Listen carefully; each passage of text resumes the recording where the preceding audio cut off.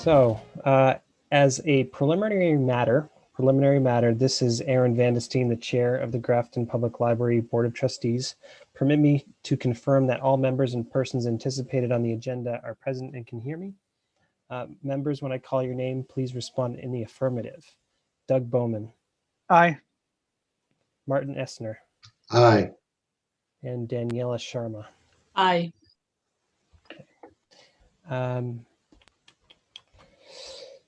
Staff, when I call your name, please respond in the affirmative.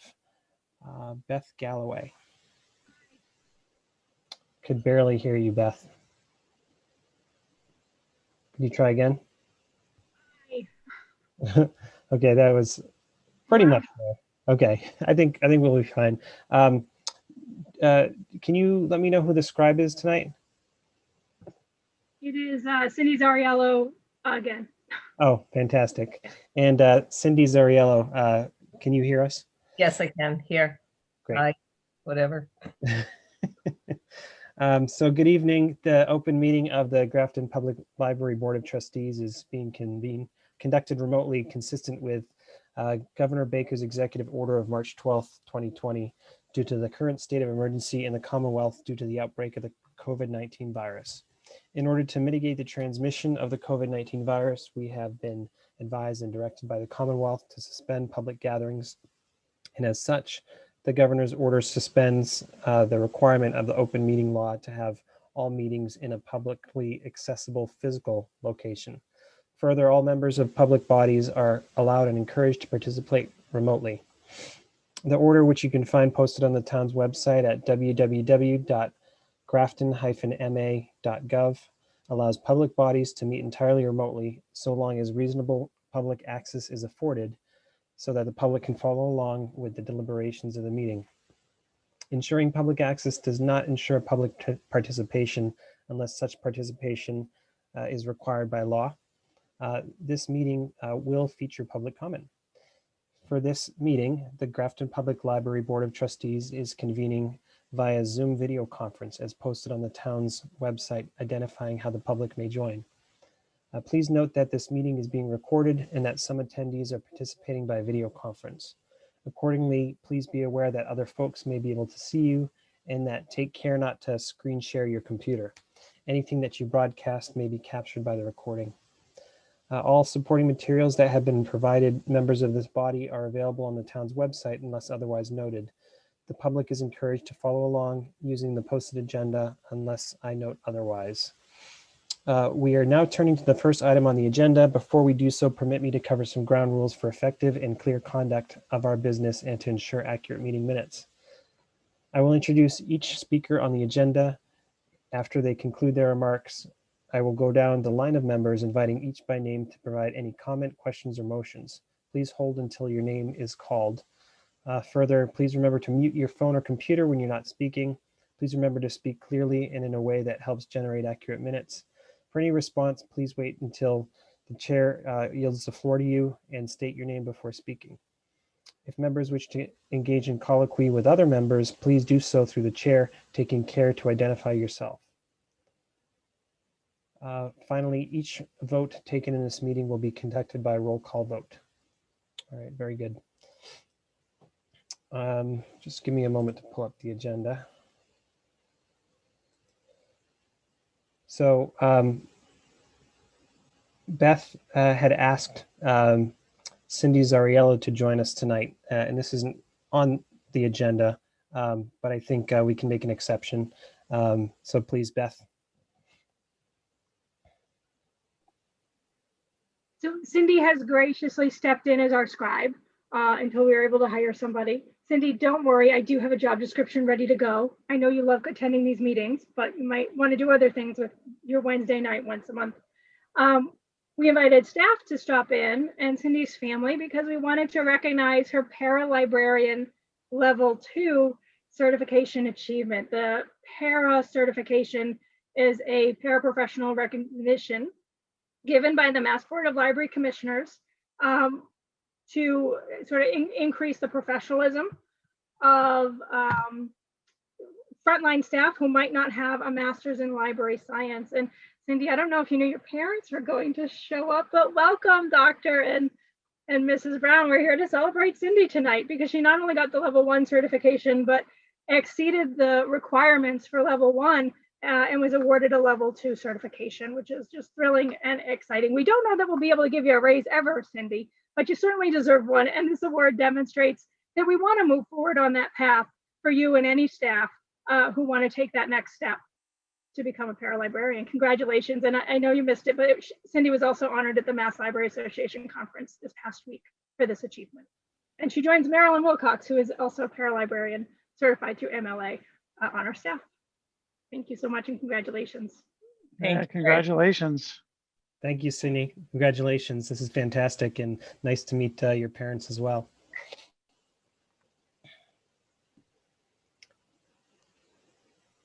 Are you going to give a speech? Am I? No, I'm just kidding. Here you get blindside me. And Well, perhaps you can tell us a little bit about the process and how long it took you to get the certification. well, I started doing the certification because Marilyn did it, and I asked her all about it. And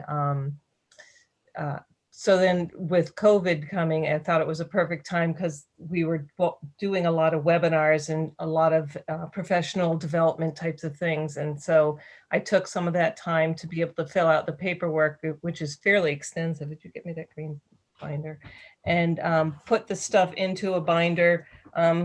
Here's the nice binder and stuff that, and so you have to categorize different, you have to go into different categories for your webinars. They can't all be like focused on children, or since that's my area. And so it was really interesting and educational putting it together and then going, wow, I've really done a lot for this. So it was, and it's been fun kind of reliving some of the things that I did. So the way I understand and the way you just described, it kind of takes you in some a little different, a little out of your comfort zone and in a little different directions that you normally wouldn't take if you hadn't gone through the certification to explore different areas. Yes and no. I enjoy many different areas. My main focus was in the kids' room, but I think because of COVID, I was able to kind of branch out and see different areas as well as the children's room. Mm-hmm. I think if it hadn't been for COVID, I would have been a much narrower focus. Well, I'm Great. glad to see a bright side to the pandemic. That's fantastic. So it was a fun process. You have to be pretty meticulous about dotting your I's and crossing your T's and making sure everything is right. But it was interesting. I enjoyed it. Great. Thank you, Cindy. Congratulations. Yeah, Thanks. thanks. Congratulations, Cindy. Congratulations, well deserved. Proud of you, Cynthia. Oh, that's her full name. I just call her Cindy. Yeah, no, at least they didn't call me my nickname. Well, Yeah. now we need to know, right? We've got to know now. Okay. Although we are being recorded, so. It's okay. It's Deb Thompson. Okay. I'm sure there's a story there. Yeah, my brother, my sister, and then my name. Mhm. So Yep. My parents did the same thing. It was always Ryan, Aaron, Nate, and somewhere they get our name right within the, yelling at us. Thanks a lot, CJ. Mhm. Great. Any other comments or questions for Cindy? You can say something. You're not going to say it. I want you to say something. It looks like he's being kicked under the table. Yeah. I think he'll be excused. Okay, I think we can move on, and those who would like to attend the meeting, please feel free to stick with us or feel free to drop off. But it was great seeing everyone. Good, Thank Good. you for inviting us. good job, CJ. thanks. All right. Where am I? So approval of the minutes. So I've read through minutes for both meetings. So I'm okay to approve them. I don't have any changes. Did anybody else send changes to Beth? Nope, they looked good. Okay. Can I have a motion to approve the April 28th minutes? I make a motion to approve the April 28th minutes. And I'll second that motion. Okay. Motion made and seconded. All in favor? Aaron, aye. Marty, Aye. Doug, Doug, aye. and Daniela. Aye. Great. We also have May 10th special meeting minutes for approval tonight. Can someone please make a motion to accept the May 10th minutes? Before that, when were those sent out, the May 10th meeting? I don't recall seeing it. It was in the last package of attachments, probably about an hour or so ago. Yeah. Okay, thank you. Okay. We can postpone if you want time to read them. Can we postpone just towards a later part of this meeting and give me a chance to look at it? You want to read while we're talking about other things? That's fine. I can do two things at once. I'll All try. right. So we'll table approving the May 10th minutes to come back to it. So on bills, do I have a motion to approve bills 44 to 49? I move that we approve bills 44 to 49. Okay. Any second? Second. Any discussion? I just had a question on a couple items. I saw T-Mobile and Verizon come up a lot, similar charges. Can you comment on what those are? So Verizon is our fax line at the library. Yeah. The T-Mobile are 5 hotspots that circulate that we've had for some time in varying degrees of working and not working. One is a projector that connects to the T-Mobile server and will allow you to like stream a movie. You can take it camping and stream it on your tent. The others are 4 hotspots. We've had them for a long time. They do not get a lot of use. In spite of the pandemic, I think only one or two have gone out. And MBLC, with their COVID grant money, has decided that beginning in fiscal year 2022, which starts July 1st, they will offer free hotspots to libraries. So I think we might have one more outstanding bill with T-Mobile. It's been a recurring charge because it's been like a subscription. But we're going to cancel it for June because we're going to have them for free in July for the next full year. And if at that point they're still not circulating, then we'll just establish that there apparently is no need for it in Grafton, which is, happens in some communities. But it's 2 things. And one of the charges is taken out of our communications budget because it's the fax line. And the other charge, the T-Mobile one, has been taken out of collection development or educational materials because it's a circulating item for patrons. Okay. Well, that's good news. I mean, we're not circulating a lot of hardware, right? I guess we could. We have all kinds of things. We have sewing machines, selfie sticks. We just bought a few months ago metal detectors. So we do have hardware and equipment and tools that people can take out. And it seemed like the hotspots were kind of a no-brainer. We don't have ebook readers to circulate, but that might be the closest comparable item. Okay.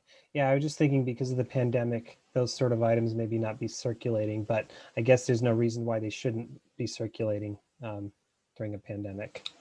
I mean, if we're treating those items the same way we're treating books and DVDs and, games and whatnot. Okay. Yeah, I think we chose not to do board and card games because we felt like even with quarantining, it was hard to sort of keep those materials in a perceived safe state. But electronics, like if they sit for a day or 7 days or however long, CDC and whoever had determined, I think it was IMLS who did studies. Those were still available to patrons during the pandemic. All right, great, thank you. The other item, I'm just curious about the Plymouth Rocket and and the program reimbursement for Allison, I believe. Yeah.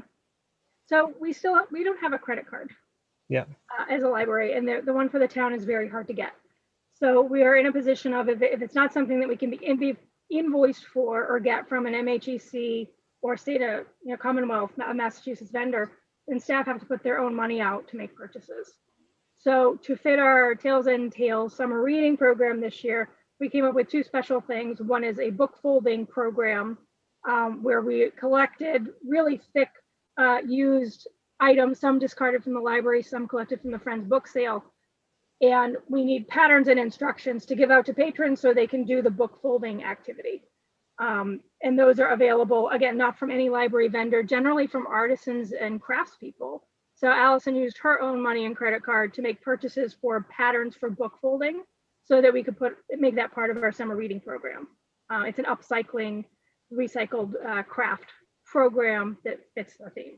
And the other piece that she spent her own money on, there were two other things. One was Lego, which was one of our more popular summer reading programs. We've tried to do it as a fundraiser. It hasn't really taken off.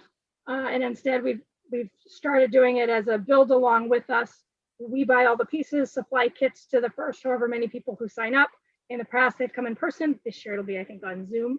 And you can create and keep a Lego product in the same way that if you went to do a craft program at the library, we would supply materials and you would take that home and keep it.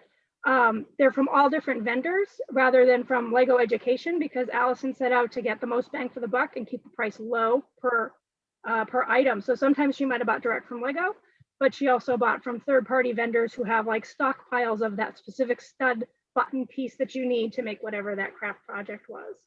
And then the third thing that was rather expensive, I think we bought from Walmart. There were a dozen wheeled totes. As you know, the library is going to be closed for some period of time while we relocate. We're probably going to have our totes filled with those ready to go craft kits at the municipal center.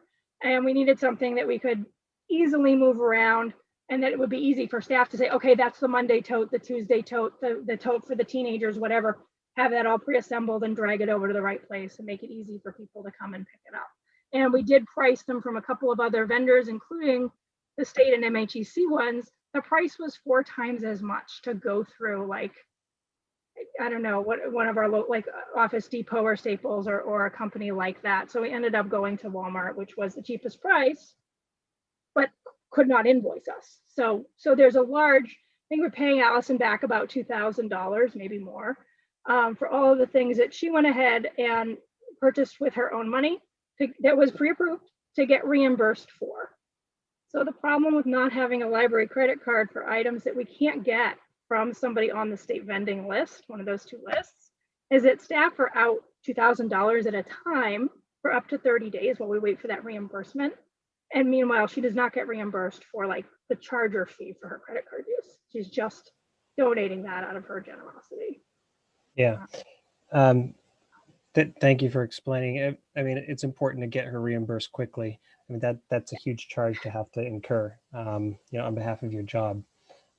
So yeah, I mean, absolutely, as fast as we can get her reimbursed, and it's unfortunate that you have to do it that way sometimes.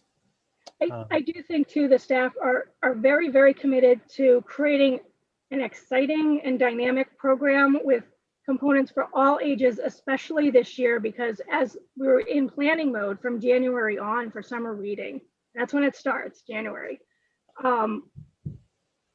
We had to do all that planning and scheduling 6 months ago without realizing that, hey, June 1st or May 29th or whatever, we were going to be okay in theory to meet in person again with masks if we were unvaccinated. So like the Lego and the book folding piece, they're unique. They're maybe a little more expensive, but they've got a wow factor, and I think too they're sustainable. We're doing a 10-week program, and there's I think six Lego builds and 10 or 12 different book folding patterns that people can pick and choose from. And I do think that Allison and Sarah and Heidi, who had some input, were really thoughtful in what they elected to do, and it is also still within our budget. So. Well, I'm really happy to hear that, because the more you can engage all ages, I think is really going to help us out, and getting people back to the library when you guys open. And then the Plymouth Rocket piece. So all of those programs are advertised, and the registration is through Plymouth Rocket's Event Keeper product. So we've subscribed to that for a number of years. There's a base fee, and then you can add on components. Like we can allow people to register themselves, set up an account, and remove themselves if they change their mind about the program and want to take away their registration or cancel it. It coordinates our event calendar with all of the program registration. And when we add the meeting room feature July 1st, it'll coordinate meeting rooms with our event calendar. So when Shakespeare Club decides they want to book the 10-person meeting room and an administrator at the library approves it, it'll automatically go on the calendar without us having to enter any new information. And we're paying for like 900 slots because we do hang on to those programs for a long time, because sometimes we'll go back to see what we did, a year ago, and to try and have things repeat or duplicate. So the software, I think is $1,450 for the annual subscription. It was due in January, and it was an invoice that I missed. So we're remiss, and Plymouth Rocket has thankfully not canceled or yanked our subscription.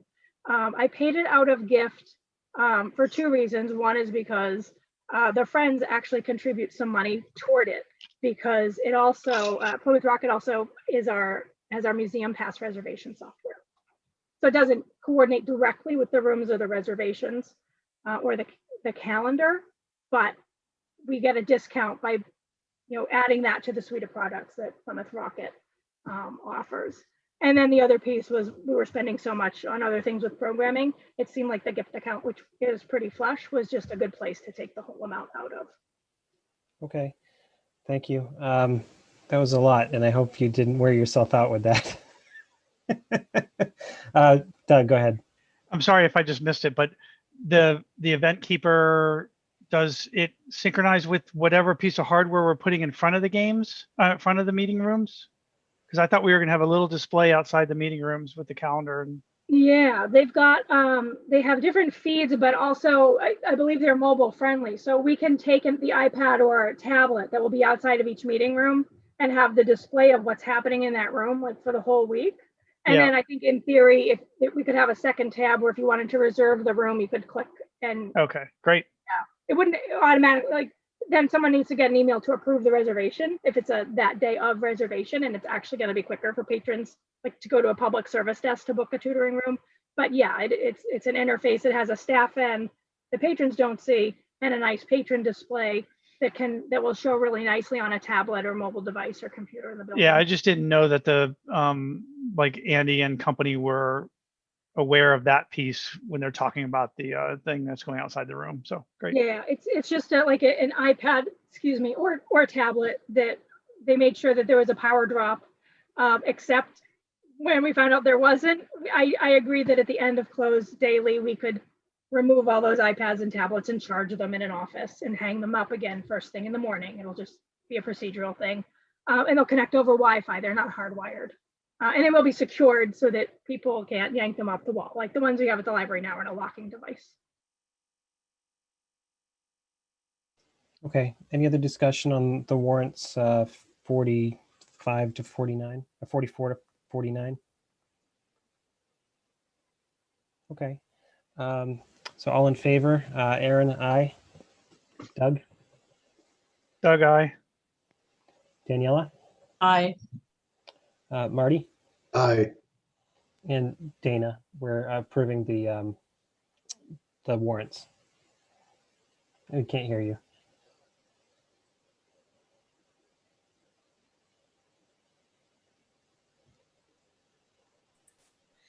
I always have noise in my background, so I had to mute myself.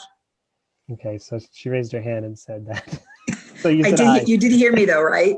No, You didn't? Oh, I unmuted myself. no.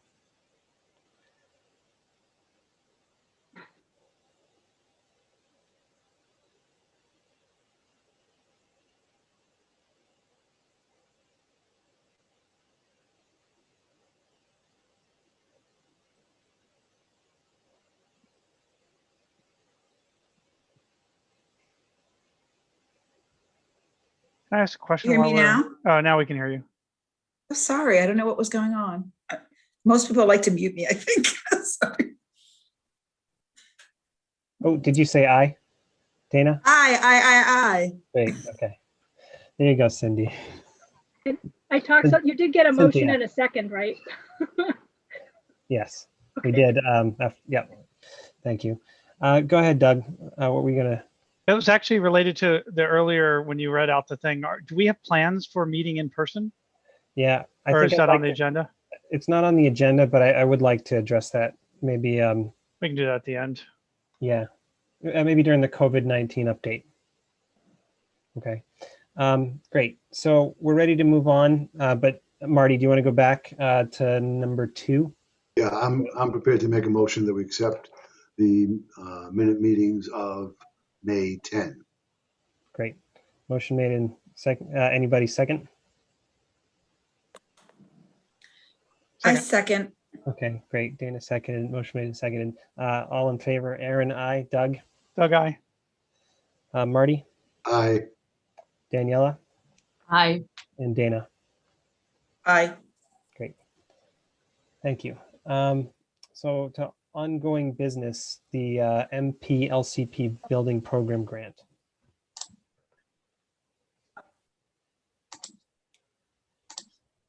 So I feel like I keep saying, we're in the home stretch, we're in the home stretch. We're really in the home stretch. Carpeting, it has been happening. I think everything is painted that needs to be painted. They're gonna redo some painting. Plumbing is getting hooked up. I don't know if we can use the bathrooms and sinks yet, but it's imminent. Vinyl flooring was installed. The landscaper was on site to go over where tree plantings were gonna be going. Somebody met, I think maybe Ron met with Historic District Commission to get their approval on some exterior signage. One of the things that we're doing to get a lead point is having a little information sign about non-native plants, destructive species that people should identify and yank out. Japanese knotweed is apparently a big problem, and the only way to get rid of it is to cover it. So you said you've been doing some landscaping. For some reason, it rears its ugly head during construction and landscaping types of projects. So there is quite a bit. Yeah, it's when you loosen the soil, it loves loose soil. Mhm. Yeah, and you leave it, I guess yanking it up even will disperse it. They want to just cover it with like something rubbery or plastic for 2 years to really kill it. It's going to be an ongoing thing. If you've seen the pictures, the paving for the walkways, the front of the new entrance and the walkway that goes around the building to a beautiful round outdoor amphitheater with some concrete seating for children's performance is just beautiful. They hadn't, I think, finished grouting it when I looked at it, but it was all these beautiful gray, multicolored gray interlocking bricks. It's just lovely. The tile in the lobby and Friends Corner looks amazing. The light colored maple millwork throughout the building is really beautiful. They started constructing window seats and putting in cabinetry. This is probably an April and May update. I haven't been in about 2 weeks and I was mostly outside. I have some concerns about counter height, so we're trying to address those. The whole building is supposed to be ADA compatible, compliant. And there's a range of shelving to accommodate different wheelchair heights for the wheelchair arms to slide underneath a seated counter. And I have concerns about the height of the counters in the teen room and for the public computing area. So we're trying to address those. Maybe keyboard trays or an alternative side lower counter will be the solution. The lighting design is really amazing. It's bright because it's those low energy, high wattage LEDs.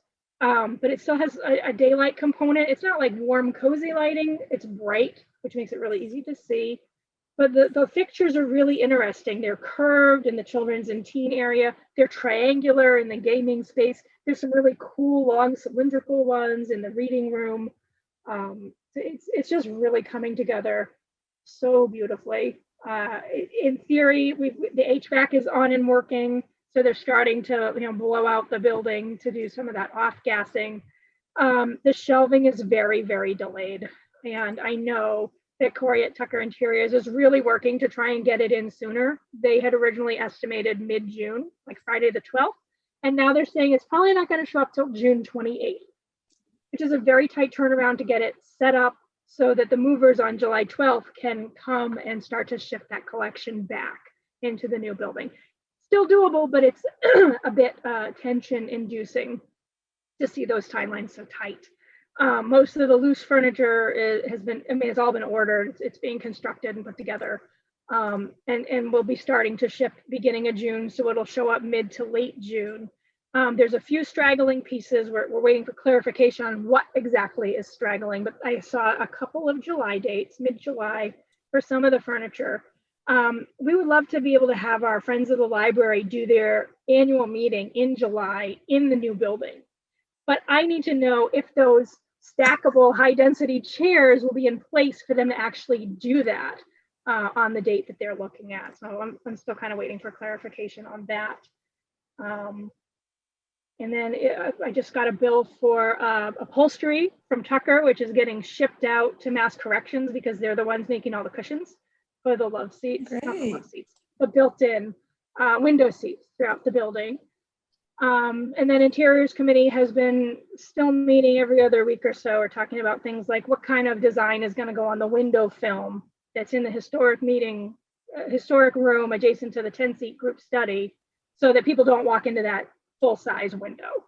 So it's those kind of decisions that we're at the level. When we went for a visit, we were kind of doing this a lot. So Josie and I take Josie to OT, and we have this joke because there's these full glass partitions in between each kiosk where you go to register, and she'll get on one side and we pretend we can't hear each other, but the historic room is going to be locked, so you'll only be able to get in there, with me or Heidi with the key probably. And then I'm in final stages of Xerox procurement and trying to figure out, do we need one? Can we get by with one, or do we need two? And I'm thinking that where the revolving materials account is pretty flush, and it's about $3,600 for one for the year, we probably can afford to have a full-size Xerox downstairs in the children's workroom, where they put out a lot of volume of handouts, and upstairs as well for the public.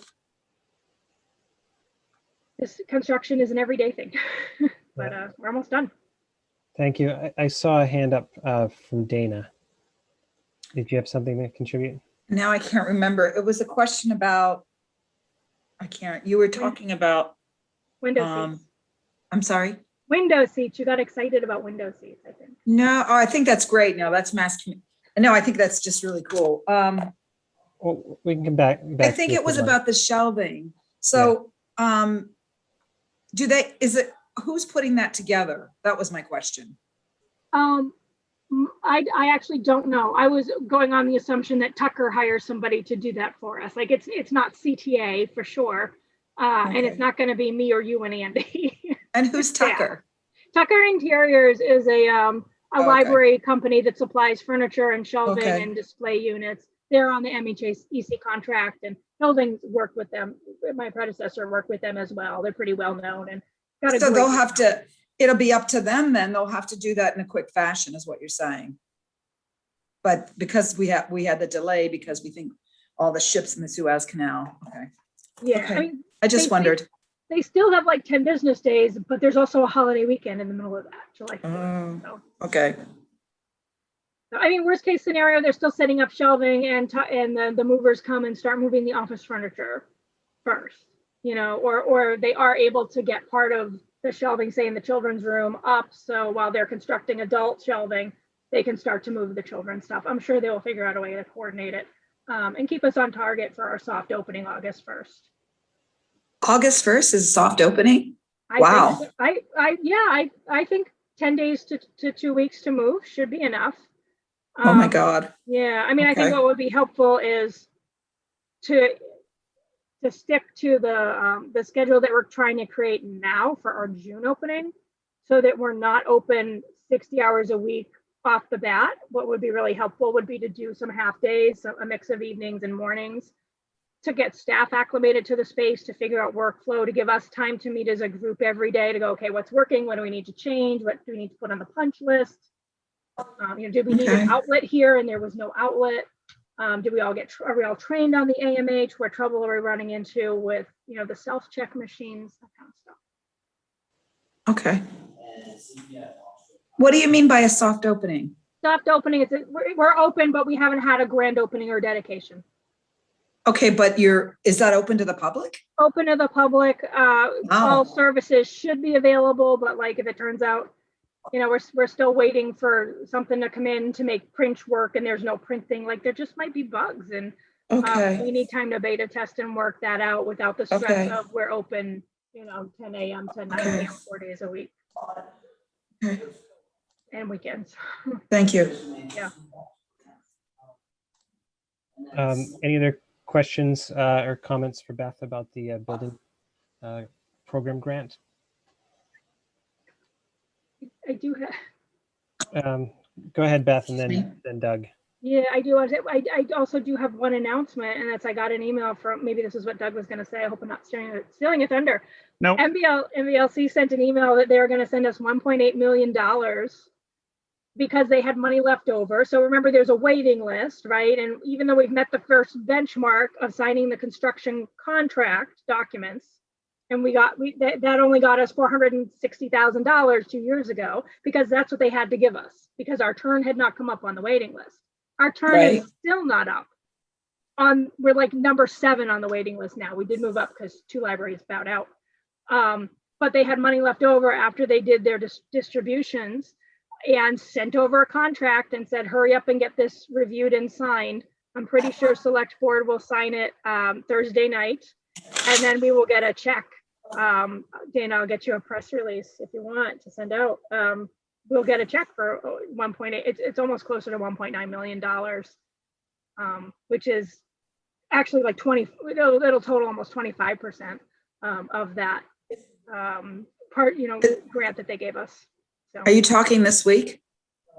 Yeah, this Thursday night. It's on the agenda for select board this Thursday night, May 27th. Okay. And then we have a quick turnaround to get this signed because they want a physical signature signed document back to MBLC. They will meet on June 3rd and then vote to fund us and then cut a check in the next couple of months. Oh my God. Yeah. Yeah. Our next benchmark is the certificate of occupancy, which I expect we will have, this hopefully July, August, which allows the public back into the building.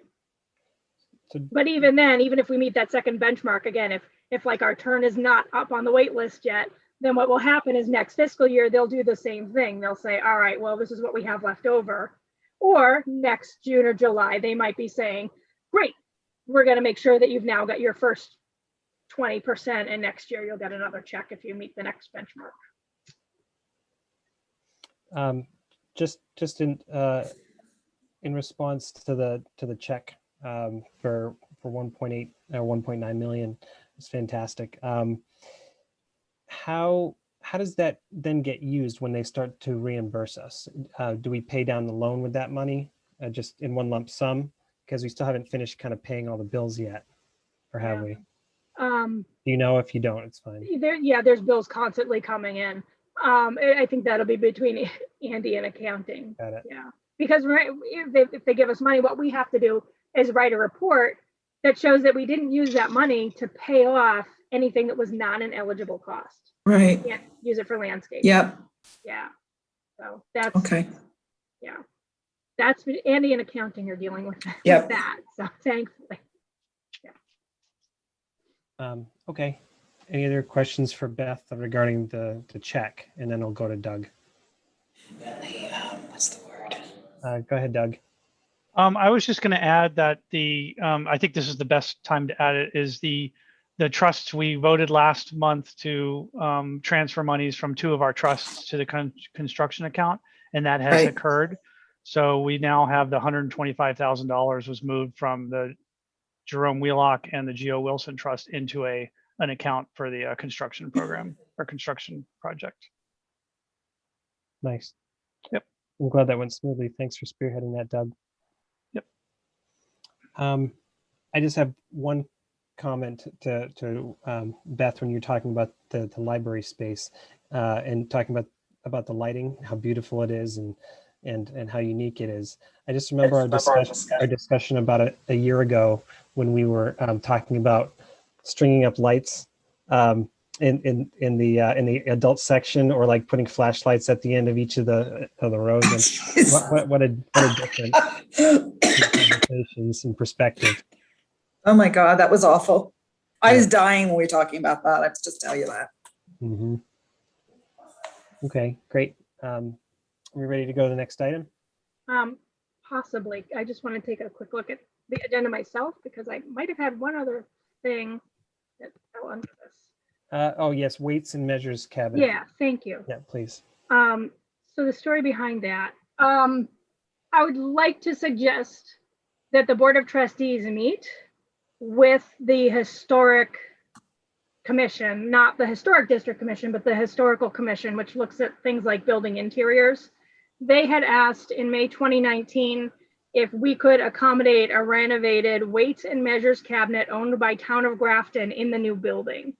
And at the time, there was a space where we had designated a self-check on the second floor, the common level, across from the adult circulation desk, which was a little alcove between, I think, the admin office and maybe the historical room, that like had a power outlet because it's a big cabinet the size of 2 refrigerators that's lit with items inside of it on display.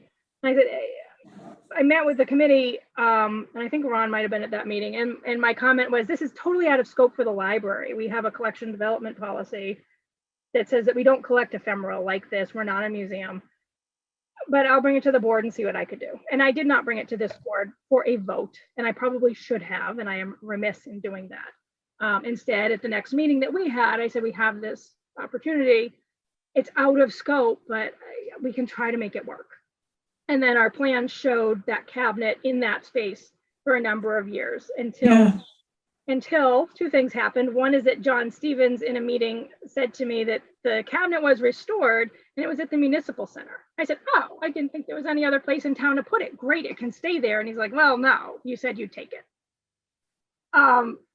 And then we looked at all of the shelving, and in our efforts to keep the shelving low and to have a library that was not massive, we have we just don't have a lot of shelving. We're not going to run out anytime soon, but we also don't have storage closets. And I would like for our library of things, which is some of the things we talked about earlier, hotspots, ukuleles, metal detectors, board games, to go on shelving in that alcove. So in the process of the Interiors Committee meeting with Tucker Interiors, I said, we need to reuse this space. And John Stevens, who sits on both committees, the Library Planning and Building Committee and Interiors Committee, is not very happy that I have gone back on what he's perceiving as my word that we would accommodate this request. So I think we all need to get together to talk about it. There might be another spot in the building that we could put it. My feeling is it belongs at the South Grafton, Old South Grafton Library at the Historic Society, not at our public library. But I think at this point, that decision needs to be made by the board and not by me. So I'd like to recommend that we find a time to convene a double meeting and speak with them.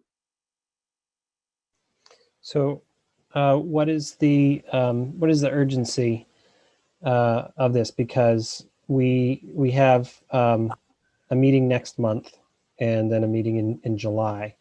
So we can certainly invite him, John, to our meeting, or we could convene a special meeting to discuss with them. Beth, are you talking about like a face-to-face meeting? I think it could be in person. Because aren't we getting close to that? I think next week or something. Yeah. And I think it would be a separate meeting of both committees, not John come and talk to us. Yeah. No, it should be both committees. Yeah, There's other committee members have reached out to me, and they this is definitely an issue. Yeah. I just don't know. I mean, I'm going to be away on vacation after our meeting in June for about 10 days. But other than that, I'm around. Okay. And perhaps just share your evening schedule. If everybody could share their evening schedules, Beth and I can coordinate with their committee. I did send a picture to the group just now, just so people have an idea of what we're talking about. Not to look at now, but just FYI. Thank you. I did go down and look at it, so you know, and they lit it for me. I asked it to be lit, and then we took some pictures. So I just think, I don't know, I think maybe if we meet together, we might be able to come up with a solution. I see that as something very positive because I did review the minutes and it was clear that Beth said it was okay. And I'm just thinking at this point, things are going so smoothly. Let's try to keep everybody on the same page. So I think us having a meeting, would that have to be broadcast if we have a meeting with them? In theory, Because it would preferably would be better. open meeting law. It has to be Okay. public. It has to be a public meeting. Can we make it a public meeting? People can just come to it? Yeah. Okay, It has to be a public meeting. yeah, not- okay, Yeah, it may not have to be filmed for cable. They would prefer, okay. Why don't we do that and we'll invite the public to come? And I know there's some people that will come. So that sounds good to me. I think that's a great way to handle it. Thank you, Beth. I do appreciate that. Okay. I will take that on to help coordinate schedules. Okay. All trustees don't need to attend so long as we have a quorum in the event of a vote. And So if you go could also still do, it doesn't have to be on Zoom if you are in person, but we still do have a remote participation rule or with it policy that the town did adopt. So if you happen to be away, but you're willing to call in, even by phone, to hear the discussion and give feedback, that I think it's acceptable. Okay, You need to do I'll that. try to be there, Fully but I hybrid would be appreciate fine. that. Yeah. Okay. Yep, thank you. Okay. Any other questions for Beth regarding the weights and measures cabinet? Great.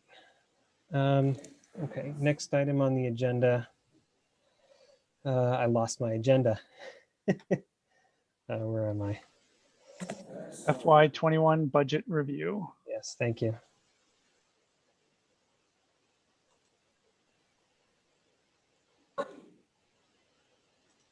Beth, when you're ready. I opened everything so I could easily share, but there's just too many documents. I'm sorry. I can try and call up the agenda if you'd like. I did not send out the budget from Town of Grafton. They send it out like at the beginning of the month, and I don't always think of it. So I do know that the FY21 budget is it was 92% spent as of like a week and a half ago. Nice. Which is, we end our fiscal year June 30th. So the concern that I have at this point is that and I had mentioned this last month, the utilities that I budgeted for have almost doubled what we thought that utilities would be this year. And we need to absolutely have, like, we can cut in other areas and like decide we're not buying any more office supplies or summer reading programming supplies. But we have to spend a certain amount on educational materials. So I have asked Andy and we'll bring to the library planning and building committee next meeting, beginning of June, to see if they will supplement the library's operating budget with some of those, what are really St. Andrews expenses that we hadn't anticipated, and, give us like $10,000 to help cover the electrical costs at St. Andrews. And if they will not, I would be asking the Board of Trustees to consider augmenting the budget if we need to meet our materials requirement before the end of the fiscal year at our next meeting.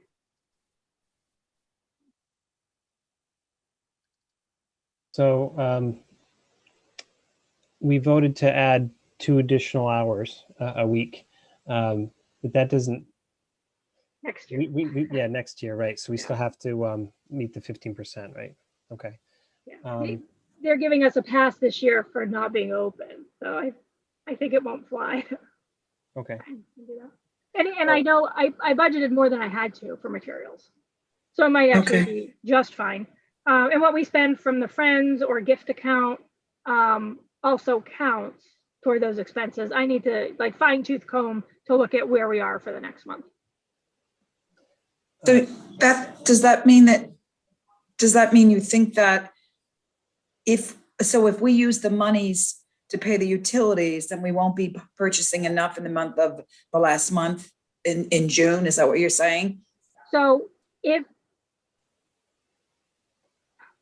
the budget is expended without us meeting the materials requirement, which could happen because utilities are over budget, and then you give an influx from the state aid account to the municipal side of the budget, then that like frees up to balance the budget. Yeah, I get it. Okay. Yeah. So that we can complete any end of the year purchases that might Okay. be state aid required. Okay, that's what I thought you meant. Okay. So you just have an idea that it may be over. You don't know that. You have to see. I'm not 100% sure. I need to take another look. Okay, thank you. Yeah, and again, like, I feel like it's a reasonable request to say to the Building and Planning Committee, we still have some money left. Being in this temporary location, yeah, they're continuing to pay rent. It's $6,000 a month, but there's other expenses that go along with it that I thought that I budgeted adequately for, and did not. We had the air conditioning units, the big commercial air conditioners, longer for the summer season last year, and it was really hot, and we kept them running pretty constantly, so that cost us money. Yeah, I am hoping to get. We found out the faucet didn't get turned off at the end of the growing season last year, so we had an outdoor leak or drip, which we only discovered when I think that either the water or sewer department contacted me to say, "Hey, your bill's really high. You should check all of your taps." And they will give us some kind of a credit or discount on the May 28th bill for the next quarter, which will help a little bit too, to free up some money. We'll be a lot more careful this year. Yep, that was my question. Yeah. If you had a remediation for the dripping faucet outside. So Yeah. okay.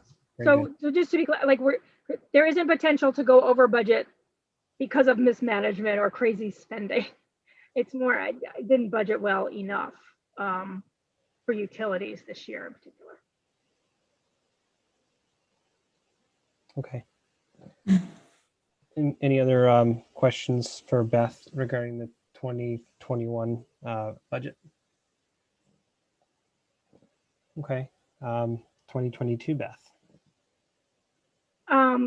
In April and maybe the beginning of May, the only budget work that I had to do was clarify all of the staff salaries and the types and number of positions so that the town administrator's team can work on that salary and compensation study that they got the grant to do and are hiring a consultant for. So we go to town meeting Saturday, June 5th, in 2 weeks. Trustees, I hope you will be there to vote.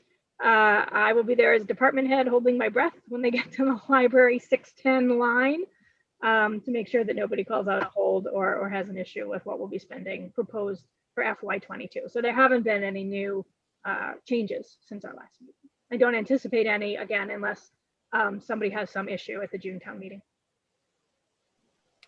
Do we know if that's going to be outdoors or indoors? I got invited to a logistical meeting about town meeting. So I will have an answer after I attend that meeting. Text me. I'm just wondering, are we going to get sunburn? I don't know. Okay. Wear a hat. Indoors or out, you'll look stylish. Question about next year's budget. So you had approval to hire additional staff. Are you currently in the hiring process, or do you have to wait till the budget? I'm in the hiring process, and then every week I have opened at least one of the 5 position descriptions to try and get it ready and write the post and get it out. Yeah. But between construction and moving and all of that, I haven't actually sent them to Evan to say, is this okay? I haven't been feeling well this week. So I'm hoping that I will get 5 position descriptions posted and approved They have to post legally for 30 days, but I believe I can start review of applications and even schedule interviews a little bit before that. We are getting unsolicited applications from people from Grafton and outside of Grafton who want to come and work for Grafton Public Library. So my feeling though is until we have that stamp of approval June 5th, we couldn't like extend an offer to anybody anyway. But and we've tried to, you know, the June opening schedule that I set up does allow for us to conduct some interviews even at the end of the month before we start to move. So I'm hopeful I'll get funded. And just a reminder, it's a scribe that would be paid for out of state aid just to come and do what Cindy's doing now, take minutes at the meeting. I still do the agenda and posting and all that fun stuff. A 16-hour-a-week administrative assistant to be 4 days a week, like 10 to 2 mother's hours in the administrative office of the library to deal with some of the meeting room stuff and logistics around that. A 18-hour-a-week young adult position to work offset Allison Kusher's 2 nights and every other Saturday. An 18-hour-a-week reference position to offset Heidi Fowler to do 2 nights and every other Saturday opposite her. And then an 18-hour children's position to do, this is going to be the hard one, it's 3 nights and every other Saturday, Friday off for Saturday. And it's hard, it's like feels really bad to post 18 or 19-hour positions, but we don't have guaranteed benefits, and benefits cost the town a lot of money. So the way to do it is, you know, we get these 18, 19-hour positions, and then every year, if those people want to grow in the position and are interested, we advocate to move those to 20-hour or 24-hour or 30-hour or full-time positions. I will tell you, I have a draft schedule to start in July, and it does accommodate for the being open Friday and Saturday until 6 p.m. It is very, very, very, very, very tight. And I am probably going to be there till 6 o'clock on Friday and Saturday every other week for that first year in my beautiful new library, you know, to help with coverage. And as soon as somebody get, like, I'm probably going to be doing some of my work out of the YA room on Tuesday or on Wednesday and Thursday mornings, because it's like we're just going to be stretched really thin. And hopefully after a year, or you know, into the budget process for 2023, we'll have the stats to really show the need for increasing those 18-hour positions to more hours, or splitting them into 2 and having, you know, 2 12-hour or 16-hour people. Maybe the admin assistant will be there 30 hours a week. That would be great. But you know, the budget is there to give us the bare bones. And then I worked with Daniela and Stephanie on the minimum staffing policy. I did share it with staff. And we sort of have a strategy for, well, what happens when we have 5 people? Somebody's out. What happens when we have 4 people? Can we still manage this big building? And we've come up with some, I think, viable ways to do it.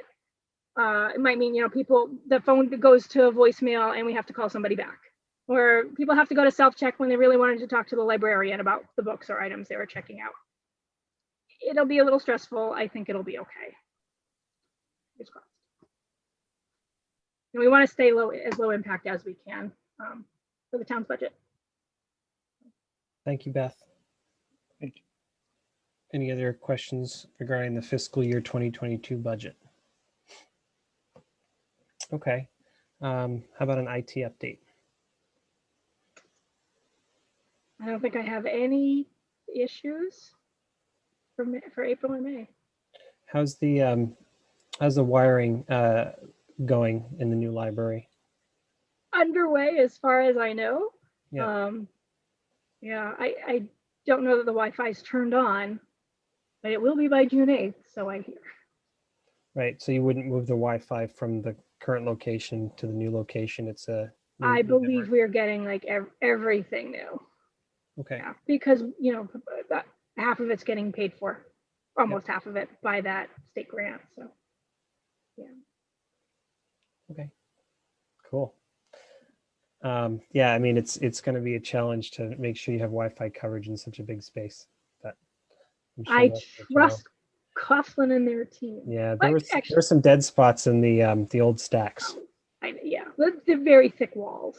We have a really nice open concept building, and I think that I did ask for some external ones too, so that if you're outside on those gorgeous patios, you'll have wireless. My dream would really be that you're sitting at the concert on the Common and you want to update on Facebook and you can hook into the library's Wi-Fi from across the street. Branding is everything. Beth, you've been thinking about that for years. I remember it. Really slow. I eventually wear people down, Dana. I think certainly inside the building, the coverage should be really good just because of the open space. Except maybe not in the basement of the old library. Yeah, well, but there'll be network in there. There'll be Wi-Fi in there. the teen computers and like that's really the bowels of the building. In the old children's room, the maker space is there and the gaming space is there, and the PlayStation and Xbox and those iMacs and that printer will be hardwired in. And then the main part of the room is really the newer space, and I think that the coverage will be. I had a nice phone call from Bob DeToma at GCTV this week who said, so there's a live connection, right? But do you know what has to be done to actually turn it on? And so this was a conversation we used to have in the old building too. Like, we know we could in theory have live story time, but there's some connection or something that needs to happen so that the feed from the library gets to GCTV to filter through their software. So, he and I are going to talk with Andy to make sure we can make that happen, because that's just like another, it's kind of IT, something that we want to make sure we can do to be live. We could have a live trustee meeting, new building. If anyone would watch. That would be cool though. That's for sure. I'm surprised you guys had such trouble with that. Cool. All right. On to the Grafton Public Library Capital Campaign, Dana. I was trying to think what I could really say today. We're rolling along here. I think a couple things. We had two commitments in 1 week from businesses in town, and one we've received payment on already, and the second one is definitely a true commitment. And it was a good sum of money, so we were pretty happy. And we're working on other leads, and we're doing a lot of thank you letters. I handwrite thank you notes to everybody, and then Dawn Anderson writes some letters and she sends to me, and I proof them and I print them because I have a printer. But so it's going along. We have a lot more to do, and we're considering it as ongoing. But we know there will be a point where we will have to say, by this particular date, we won't be, your name won't go on the donor wall. And I am also working a little bit on the donor wall too. Different concepts on that. We're working with professionals, Andy Deschaines from Sunshine, and we can talk about that later, but we're working on that. So we're pretty excited because the building is beautiful. Like Beth said, it's really spectacular. I mean, when you walk in and you see those three triangles, and the fact that they have the marble from our old library, people just love that. It's being very, very well received. So we continue to work. There's a couple other things we're working very closely on that should come to fruition. And then I guess we'll talk later about I guess now isn't the time, but at another meeting, I hope that we can talk about a gift that something out of the scope of the project that the capital campaign will be doing. I think maybe next time we can talk about that. But things going well. We're really working hard. It's fun too, but we're working hard.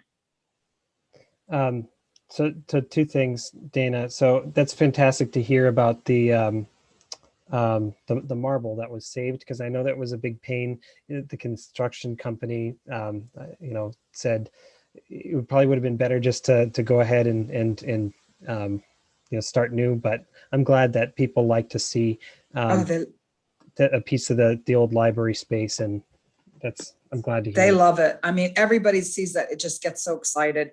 And then we talk about the mill rocks that we found. We haven't found those large rocks. When I say we, the construction people, they found them that are like 6 feet long and 4 or 5 feet wide. Yeah. They're going to be part of the garden.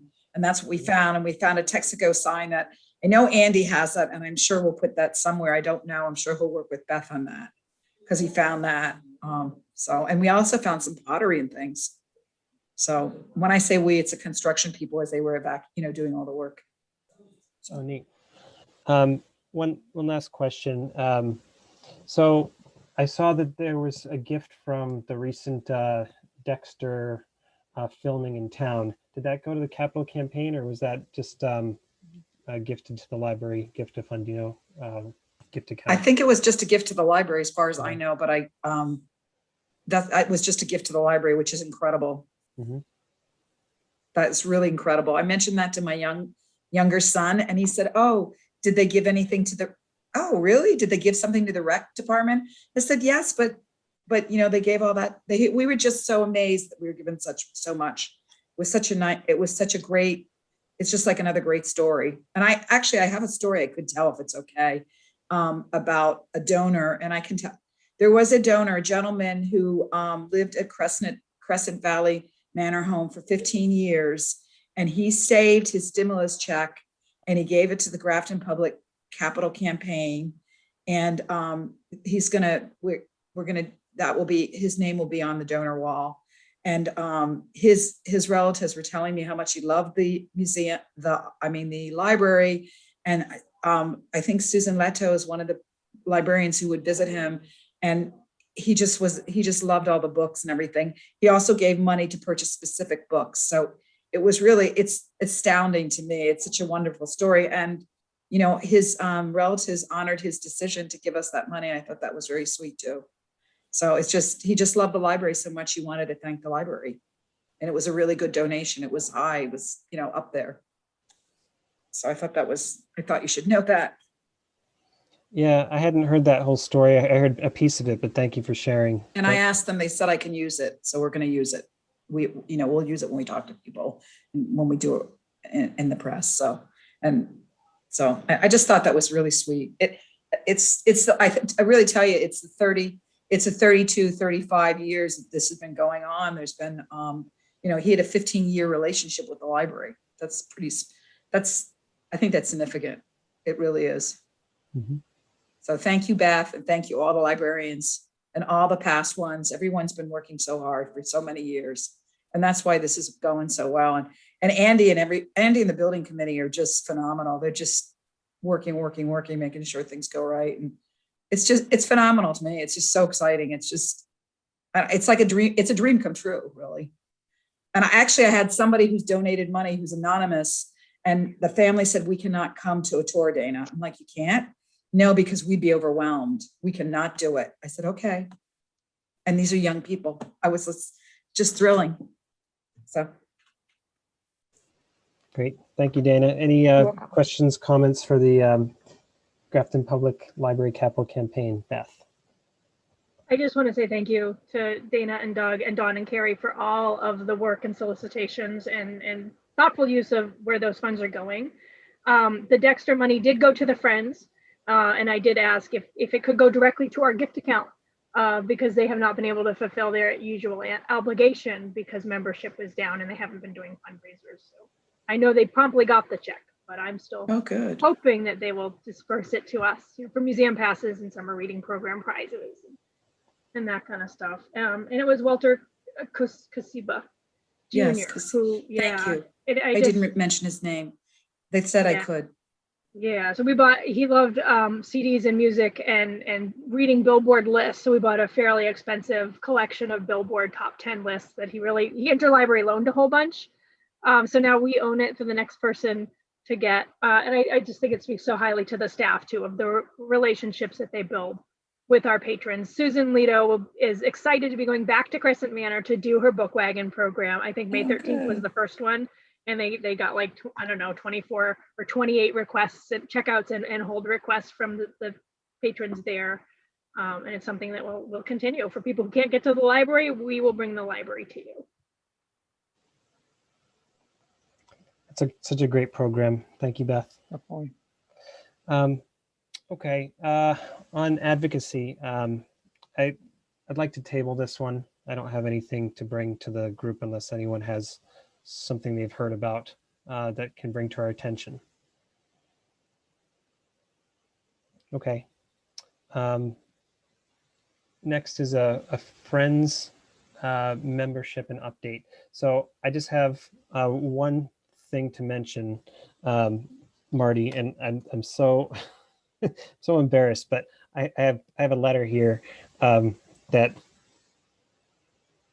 someone from the Friends Committee gave to me to hand to you because I was going to be visiting you that day and I forgot to hand it to you. I was so focused on getting your signature than giving you the mail. But I think it's just a Friends membership mailer.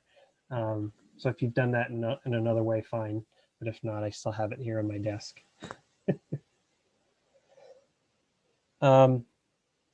Assuming there's nothing really personal in it, you can open it, scan it, send it to me. Yes. Yeah, that sounds great. Technology. And then we have an item here that says a gift for a retiring member. So Beth had emailed me a really nice idea for, can you remind me of the woman's name? I don't know. Do you want it to be a surprise? Is it public? No. It is public, and I actually have a photograph of something that might be nice for her too. Oh, okay. Yeah. So Eleanor Tidman, who is a circulation librarian and then the circulation supervisor for I don't know how many years, has been on the Friends board and serving as their secretary for several years, and just continues to be a library supporter, and has even, I think, when people have been sick, she's like been called back to help cover our circ desk. Eleanor Tidman is officially retiring from everything library and Friends related to have a life. So I had suggested that a staff jacket might be an appropriate gift, but I'm not tied to it. It's those nice lime green jackets. Some of the trustees bought into them. I think it could say staff or her name or something on the side, or not, in white embroidery. It's got the library logo on one side. And they run, depending on how many we buy, I think they were as low as $50. They might have been as much as like $74. So you get a discount when you buy multiple jackets. We will, it is my hope, as I discussed earlier, have new staff joining us in July or August who might, be deserving of said jackets should we want to purchase them. Purchase more than one, we could buy 5 or 6 and bring the cost down. Yeah, I think that's a fantastic idea. I thought staff jacket was a nice idea, but certainly, Dana, did you have something else you wanted to suggest? I think that's a wonderful idea. When I was visiting another library, I saw that they had done, it was really beautiful, Shrewsbury Library. They had done like a planter in honor of someone, and they had a plaque with their name. But I mean, I just thought that was a nice idea, but I see this other idea as being very nice too. So, I mean, I think that's great. Yeah. Maybe we can come up with a couple of ideas. I think I like both those ideas, and I wouldn't want to have to choose tonight. So no, but I guess the one, I don't know. It might be nice if we come up with something, some kind of way that we have a routine way of really thanking people, and it's something that we give them. I don't know what exactly could it be, right. But I mean, the planner is like in honor of them. They don't really get it because it's not at their home. But when you walk into the library, you see it and you're reminded of the person's work, what the person did. We have a lot of people like that. It might be, maybe we should be thinking of things like that. I was even thinking, even if we, floral donations in their name, like we used to, I don't know what's going to happen in the new library, but the Friends used to we used to get floral arrangements. And we could even have be it in somebody's honor, maybe even the flowers that we know they like or something. I don't know. It just made me think, and that's why I took pictures of it because I thought it was so cool, and it was pretty big, and it was pretty flowers, and it wasn't like expensive flowers, but they were planted and blooming. Would we necessarily have a space for that at the new library? We have to check. We think we have to live in it for a little while. I would say that's something that we live in for a while. This could be right outside the door if that's something that a library director and other people thought made sense. I mean, in the past we have, but Andy keeps on saying you need to live in the space and see what really works. And I think that really makes sense because it's such a huge space. And we're also used to being in cramped little quarters that it's going to take us a while. I think there's going to be a lot of overwhelmed people for a while. And I think that's quite normal. They really are. I mean, I wouldn't be surprised if people burst into tears. I mean, really, it's going to be that beautiful. And it's going to be like, wow, this is it. This is really ours. So I like Andy's idea, live with it and then figure it out. I will say I would love to see plants throughout the building, like internally as well too. So you know, Okay, a nice tree or a succulent Yes. collection that's in something that will not damage the maple windowsills that aren't very wide and could accommodate, or tops of bookshelves. right. We don't yeah. want to damage our woodwork. I Right. agree No, completely. but there's certainly going to be a lot of sunlight in in those rooms. So And the floors too. I mean, you could have something that's like on casters, that's on a really good pot. I mean, it would do it professionally. So maybe that's something to think of, because we definitely have a space to do that. And as you live in it, you'll decide where you'd like them. Yep. And then if we have like if we have a party like in the community room, it would be cool if we could bring in some plants and put them around that were in other parts of the building. I mean, Doug's right. The lighting's going to be great. I mean, I don't know. Maybe you could even have like an orange tree or a lemon tree. Wouldn't that be cool? I don't know. Yeah. So we need to be careful just to make sure that these are also well cared for, you know. Oh, that's true. Think about, because I know a lot of times when I was working in an office, sometimes they have companies that come in and, you know, put all the plant work in there, and then they show up, you know, several times a week to water everything for you. I don't think we should go overboard, but I want it to be manageable so that people can, you know, take care of them, you know, within the library. Okay, great. Those are some nice ideas. I'm ready to move on unless there's further discussion. Okay. So building and grounds, Beth. We're waiting on a plumber to come and repair a toilet in our family restroom, and we're hoping that that will happen before we open, because right now it just has tape and a hand lettered sign on it saying "Do not use." It sounds like it's got water hammer going on with like the vibrating pipes every time it flushes. So we pulled Bob Berger into the loop, and he's helping with that. American Alarm is coming June 30th to do the annual fire inspection. Our flag was tattered, and I purchased a new, oh, it got fixed. Thank you, Cindy. The toilet is fixed. News to me. I've been out. Fantastic. The flag was tattered. I pulled it down off the flagpole and gave it to our local veterans agent to dispose of, and have ordered a new flag, which we will leave behind for the church. So we're in the midst of really prepping to move out, you know, making sure that things are in good condition. We're going to be rehanging doors and maybe retouching some paint scrapes and that kind of thing. I've been in touch with Frank Streeter, who's been and also somebody from the diocese, who's kind of our landlord, you know, just touching base. They're going to want to start bringing people in to look at the space to rent.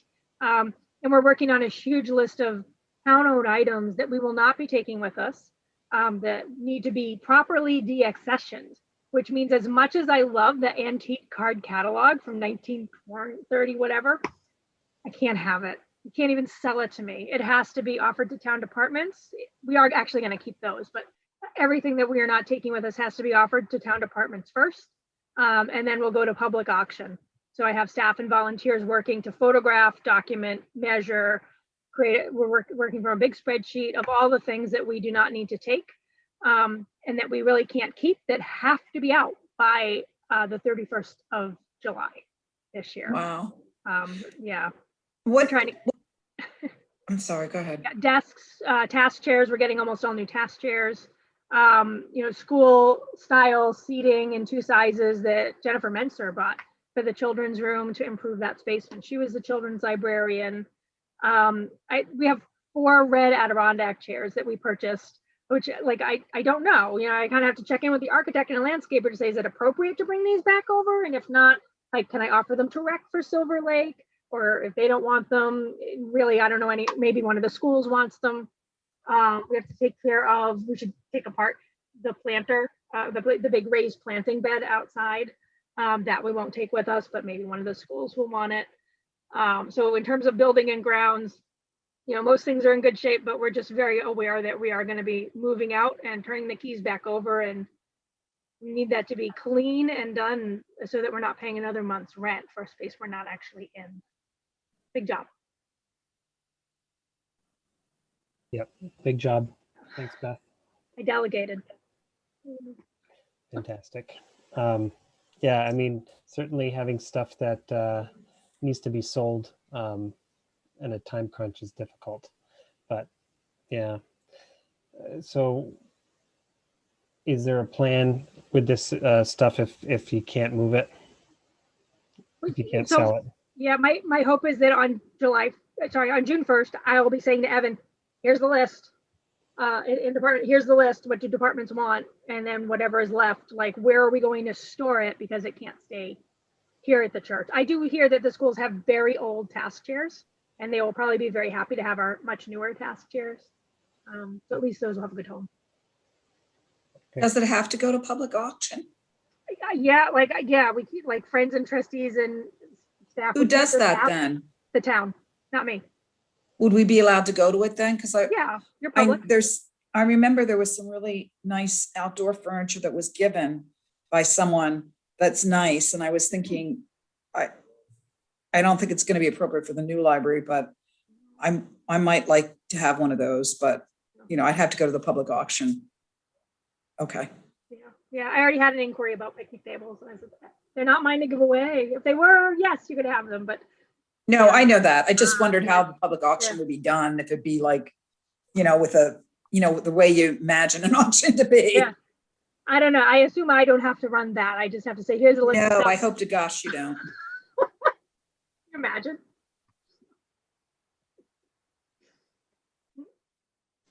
Okay, any other questions about the current space building grounds? You must be getting overgrown, that's for sure. I know that was This is why we do a walkabout, because I don't notice that. Mm-hmm. Like until I'm tripping over the weeds on the path. Mm-hmm. I'm just, Yeah, it sounds like you guys are getting ready for the public though. There's lightning and thunder. Daniela, thank you for that. So yeah, I mean, it seems like you guys are getting ready for the public and trying to make the outside look a little bit nicer. yeah. I did make the executive decision to not try and repair the floodlight on the pole at the bottom of the parking lot again. Right.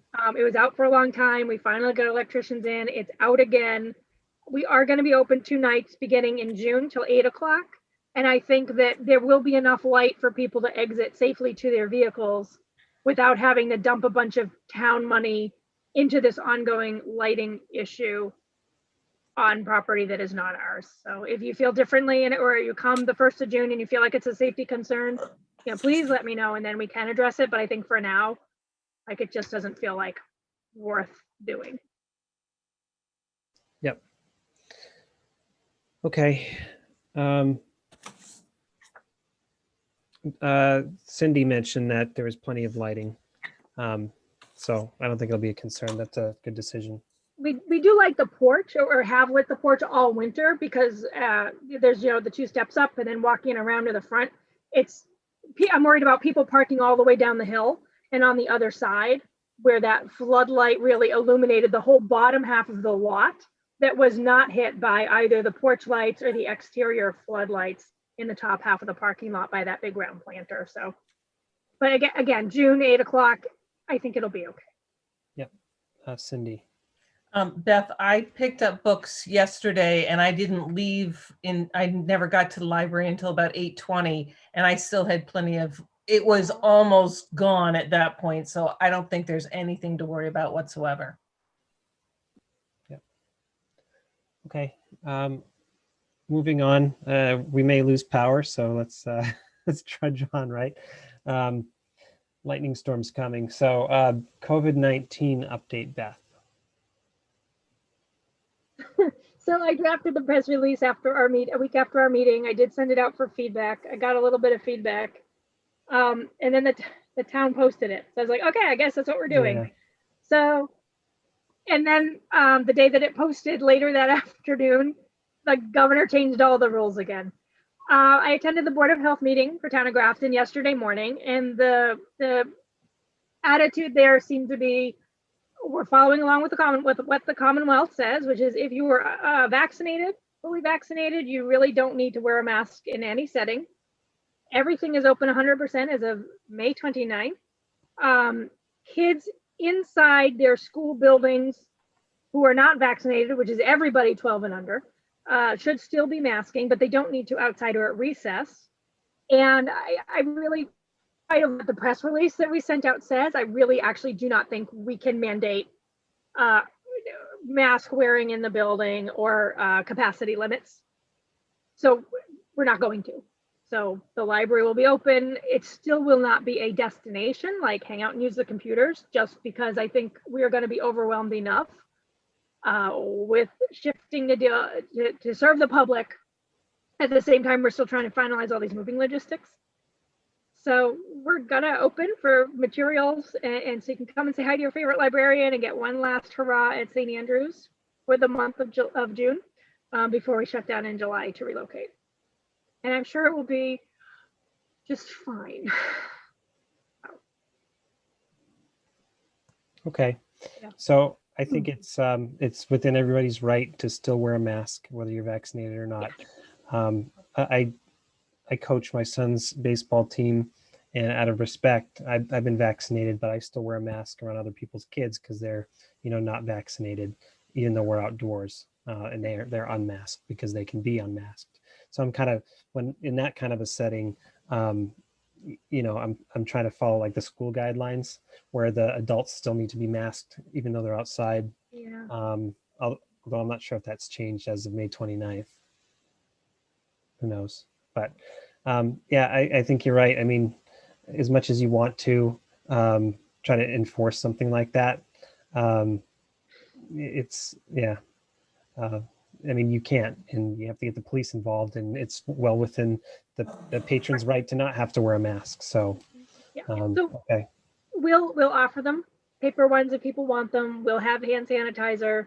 We'll have the windows open. Staff can wear them or not, depending on what their own status is. I'm not clear on how long we need to continue the contact tracing piece. Right now, we just have staff logging every day. We're doing away with the staggered scheduling, and we would not have done patron contact tracing. So I'm hoping we'll be done with that as well. June 1st. I didn't read through far enough in the guidelines to figure out if we needed to do that. I haven't been quarantining anything since April. We're going to trust in the science and should be fine. Great. Yeah, and I think all the information you've sent us and the design of the flow and everything like that, you did a really nice job. Even when you were preparing that for the last year, including what you've done more recently. Thanks. I just had a quick question. Are we allowed to restrict, are we allowed to restrict how many people that come into the building at once? No. No. Okay. Even though we're in this rundown church. Everything is open 100%. Okay. Okay. I do. It's going to be a lot of people coming in, browsing for 20 minutes and walking out. Yeah. It'll be okay. Okay. Yeah. We want them to Okay. come and take stuff so we don't have to move it. And so That's true. they tied them over for, the month of July. So. Okay. Well, I mean, if that's what the government's mandating, what can we do? I am a little nervous about it, but yeah. Let's just hope that we get more and more people vaccinated so we don't slide back. That's my only concern, is sliding back and having a surge. But I know. because I think people really go bonkers then. Yeah. Well, I know if God forbid that there is some kind of resurgence, then we'll go back a step, on a state level, if not a town level. Yeah. I also want to point out we are reserving the first hour of each day, which is 10 to 11, Monday, Tuesday, Friday, and Saturday, and 2 to 3 on the evening, Wednesday, Thursday, for those high-risk populations. And high risk might be families. It might be somebody who can't get vaccinated or doesn't want to get vaccinated. It might be elderly or just people who are high risk. You don't have to prove anything. You don't have to stay away if you don't fit that category, but we are just saying that we would like those times reserved for those high risk populations. And that's, an opportunity for people who do still have whatever valid levels of concern. to still get service, and hopefully in a less trafficked time period. So just to change the topic just a little bit. So does this change what we're offering from the library collection? No. So we're still going to not offer games because they're too hard to quarantine. Sorry. Collection, anything is available, including Yeah. games and equipment. It's services that are still limited. No computer service. You can come in and print, but we don't really have a sit-down computer for you to use. We're not encouraging hanging out, so there won't be like tables and chairs to sit at. We haven't renewed our passport certificate, like agent acceptance certification, so we can't do passports. You can come in and get something notarized or have a test proctored. I suppose we can offer that. But, so there's still some limited services, but the entire collection is available. Some of it, yet the theory had been some of it might still be locked away because of staff working in those areas, but I think we'll have to determine at our next staff meeting if that's still going to be the case. Well, I mean, you can still always request anything and somebody will go get it for you, Yes. right? You just won't be able to browse it. Okay, and so you said computers, right? Won't be available. Yeah. Okay. Very good. Thank you. That's all that I had. Doug. Just a quick question. What day are you planning on opening? Did I miss that? Yeah, so we have Memorial Day weekend this weekend, and then Tuesday, June 1st at June 1st, June 10 a.m. 2nd. Wow, Yeah. wow. June 1st. Yep, June 1st is Tuesday. Yeah. Wow. And those hours are posted on the website. Or they will be. Maybe not. I'll have to go back and see. Yeah. We'll get it updated. So right now, actually, there's a red banner that says the library is closed due to COVID-19. So we can change it to blue or green or something, and new hours, limited browsing. Yeah. I read the press release on the town's website, but I'm just wondering what sort of information, if somebody wants to go to the library, they know that you guys are open, but they don't know when, how they would find that information. Yeah, we'll get it updated on Facebook and on the town website. And it has been going out to everybody in their curbside email notification this week, and it will be in our June newsletter, which I think is going to be done in the next day or two. So it'll go out to 1,500 people that way as well. Okay. Any other questions for Beth? Very good. So the next item under new business is reorganization, election of board chair and vice chair. So every year following the election, we decide who will chair and vice chair our board. So if you would like to be nominated, please make that known to the other, board members, either individually. I don't believe you can nominate yourself. Or if you want to talk to one of the current board members and just express your interest and, talk about what maybe the job entails, I know I'll be happy to speak with people if they're interested. But also, Karen, I can't speak for her, but, you can reach out to her as well. So I'd like by the next meeting in June to be able to vote for a chair and vice chair and have nominations. Okay. Has anyone expressed interest so far? No, this is the first time we've kind of discussed it. Yep. So I'm not sure if Karen's still interested. I would be interested to chair again, but certainly if somebody else is interested too, please let me know. And I'll also just drop an email out to, I'm sure Stephanie and Karen can read the minutes, so I guess I don't need to email them to let them know we talked about it. But great. So that said, the teen advisor to the board, I think I'd like to table that unless anybody has any thing they want to discuss about the teen advisor at the moment. Okay. The diversity, equity, and inclusion statement. Stephanie's not here with us, and she was heading up that particular initiative. So I'd like to table that as well. On to, go ahead, Doug. Sorry, I mean, that seems like that's been lingering for many months. Do you know if there's been any additional work on it, or, because I know Martin and Stephanie were putting together different drafts. Yeah, I think we really need to give Stephanie the opportunity to talk about it. Okay. Because she's not with us tonight. So I think we just need to table it. But certainly, if we decide to table something more than 6 times, then does it really need to stay on the agenda? And I think that's an appropriate question, Doug. Okay. On to policy review. Policy committee update. Daniela, I believe it's you and Stephanie and Beth currently, correct? Correct. And there were 2 policies we sent out earlier. I apologize for the timing of them. One is the material selection policy, and one is the minimum staffing requirement policy, earlier alluded to, in this meeting. Yeah, we are open for discussion on either one. Perhaps we can take the material selection policy first. Go ahead, Marty. I think I saw your hand first. Oh, thank you.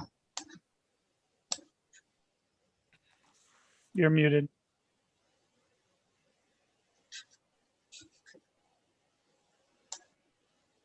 Can't hear you. Don't pressure him. Now he's fumbling with the know. mouse. I got it. There we Okay. go. When the selections policy came up on the screen, everybody got moved, including me, and I couldn't find myself. Yeah. I apologize. I received the emails that were sent out on this. However, for reasons I don't know, and I may be the only one, I did not have access to these documents. I tried to open them, but it said I need to have access, and so I pressed whatever button it was and said I would get an email. I did not get an email. So speaking for myself, I am unable to discuss or vote on either of these at this time. And just as a matter of order, I think sending out stuff that has to be voted on, 3 hours before our meeting is not a good policy. And I don't need it as a motion or vote. It's just that I don't think that's the way I want to see things done. Yep. Beth. Oh, I we did can't not, hear you. Go ahead. No, you're good.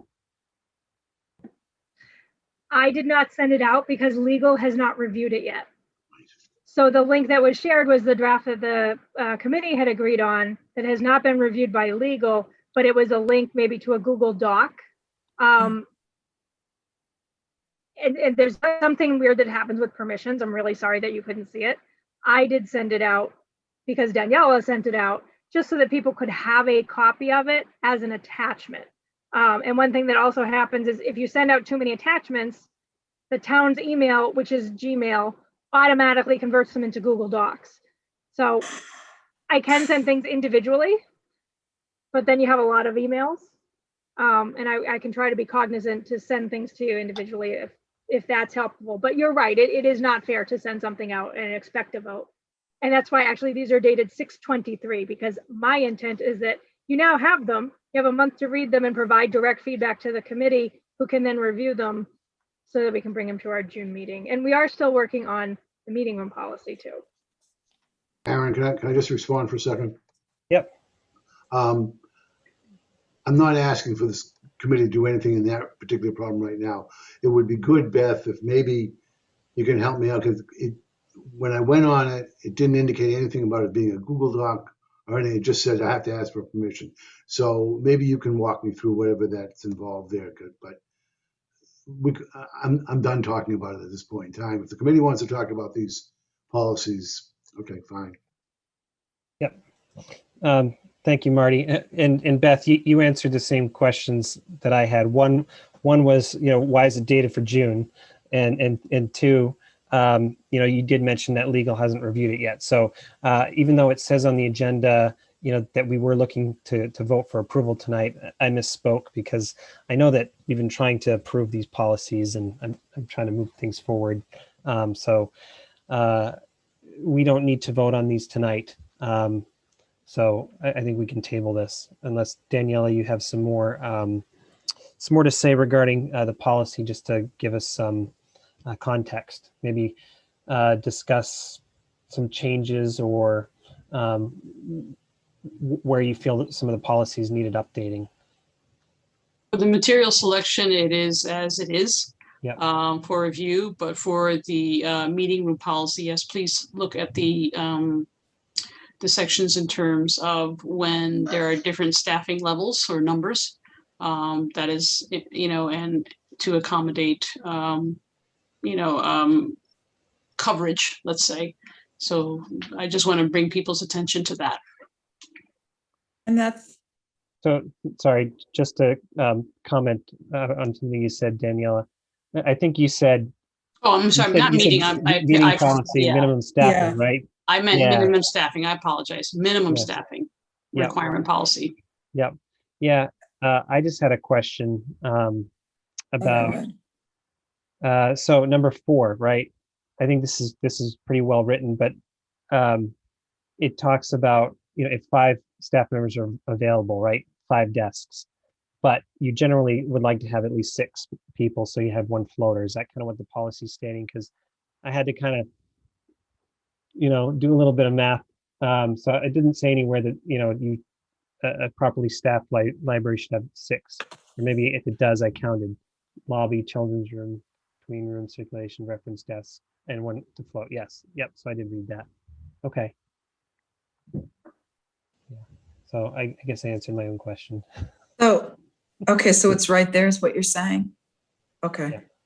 So maybe we could just write the number if you think that's helpful. I thought this is really helpful. And I figured that Beth had to really be working closely with you to figure out how to do all this. And it made me realize we're really stretched a little bit. I don't know, we'll see how we are. But Okay. Beth, I please. will say, I know a staff concern was what happens when, because I think 4C is, we will kind of make a needs-based assessment. So what happens when there's like people in the tutoring rooms and the children's or teen room closes and now we have to displace people. So I think just need to be careful about that. Like there might be options for, I know you were tutoring and you wanted a private room, but we're closing the floor so we can relocate you to the community meeting room, which is empty of programs. And now we're going to spread out 3 groups of 2 in 3 of the 4 corners. Not completely private, but at least we're kicking you out of the library because the floor is closing. And if there is a public meeting going on, we've kind of designed that building so we can shut off the youth services section and still have a public meeting and not have to kick people out. They can exit and use the restrooms and all of that. So the design of that building really comes into play and works for us to keep staff to a minimum. Staff are also concerned actually that 3 might not be enough. So that is something I would like the board to go back and think individually about. 3 people means 1 person, probably will mean 1 person up, 1 person down, and a floater. It could also mean 2 in youth services and someone at the door, all on 1 floor. It could mean that the first floor is completely closed and 3 people are upstairs. So you might decide, it's actually not safe to have 1 and 1 in a floater, and we don't want that. And that kind of feedback would be really helpful. Staff had some concerns about it. okay. Very good. Thank you. So will you let us know when these have come back from legal? Are you expecting like a week turnaround, 2 weeks? Because, just to address, Marty's point, like say it comes back from legal 3.5 weeks from now, and then we only have a half a week or a day or so to review it. I won't wait. I did just send them to her today. Okay. But if I don't hear back from a week, I'll start nudging and sometimes CCing like Cindy Ide is helpful. Also, Ginny is back on site. So I actually had set up an appointment with her Wednesday, the 19th, to bring these documents to her. And I think I was out sick, or it was first 2 days back from a 2-day vacation, and I completely forgot and missed the meeting. But she's now on site the first and third Wednesday of the month. So now that she has these, I can get an appointment for her next meeting date and go in person to say, where do you have issues? What do we need to change legally? I think Doug had his hand up. Well, I have a number of questions and comments, but do you want me to just do that offline and then we can Uh-huh. bring those to the next meeting? Yeah, I Okay. think so. Okay. The policy committee needs to meet. We'll meet. Yep. We can, That's, yeah, in like 2 weeks. yeah, that sounds like a plan, Doug. Yeah, any feedback, I would just send it to the policy committee. Include Daniela, Beth, and Stephanie. One last question regarding the third policy was the meeting room policy. Will that be ready to go to legal for us to review and approve it by the next meeting? Because I know that one's a priority. At least get it Yeah. approved by July, right? Yeah, I think so. One of the things that was holding us up was we did want to create not a matching policy, but a complementary policy around renting out the space, and did not want to bring a document referring to an appendix with a fee structure if we hadn't hammered out that fee structure yet. So it's been assigned to 2 people to work on it, and now a third person has actually gone and done the research, and I have some pricing to compare to. So that we can come up with something that sounds reasonable for the board to review. So we will not be doing any meeting space, I don't think, except for the Friends in July. I have already had 2 requests for meetings in August and in October. And what I've said was, I can't respond to you until we have our policy, we have our fee structure, and we have our event keeper meeting room software ready to go. But hopefully, yes, if really we're back at 100%, I don't see any reason why we wouldn't be booking meeting rooms by September at the latest for the public to use. Great. Thank you, Beth. That's great. Any other questions for the policy committee? Okay. I lost my agenda. What do we have next? Vote to approve, oh no, director's report. Yeah.